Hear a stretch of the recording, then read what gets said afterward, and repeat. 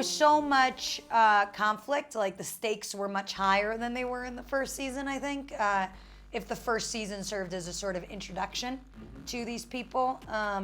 In the second season, it was like right out the gate, we were getting into the belly of the beast of really, I often look at it as like the first season, it's like a blind date or something. It was like, you know, the second season was meeting the in-laws. Like the second season was high stakes, you know, everybody was in there, and with that, it was excellent as an actor to be able to have like, you know, to go in deeper, to see like that the writing was gonna hold us really fleshing out these three-dimensional characters, especially thinking, you know, with an eye towards like some long-term involvement with these people, just seeing how much room we were gonna have to, you know, play them as three-dimensional people. Anyway, things like that. You?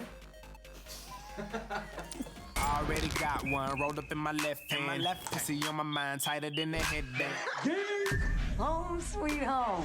I wouldn't speak of surprises. Because Natasha spoke very well about that. But I will say the thing that I loved the most and that I was happiest to find is that it continued with the flashbacks. Because you know, for the most part, flashbacks are this sort of, it's a bit of a crutch. And here they are used so effectively, and they are such an important part of the process and in showing the humanity of all these characters. So I was really thrilled to see that these continued, and frankly, because so many of my favorite characters from season 1 had yet to have their sort of flashback. So that's what I was really excited about.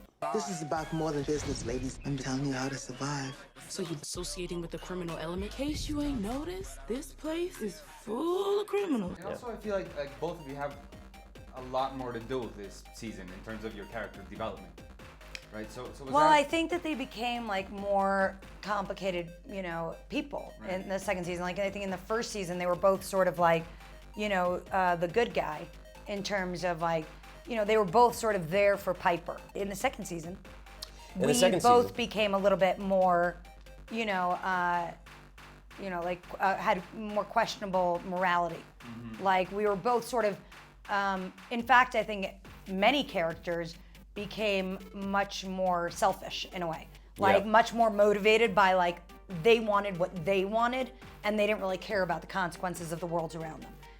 It's interesting. It's on the one hand, Larry is one of the more challenging roles I've ever played, but on the other hand, it's really all there on the page.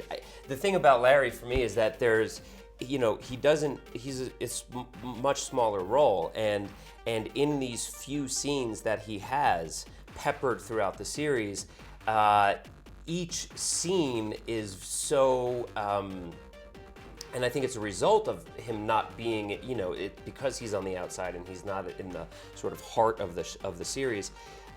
Each scene accomplishes so much, and it's so sort of, there's so many levels to play, and so it was all there on the page, and so I had a great sort of, you know, I knew what I had to do. It was just challenging because I've never really had to play someone like that before. It was definitely it is the most complicated character I've ever had to play, and you're doing a wonderful job. Thank you, Tosh. I appreciate it.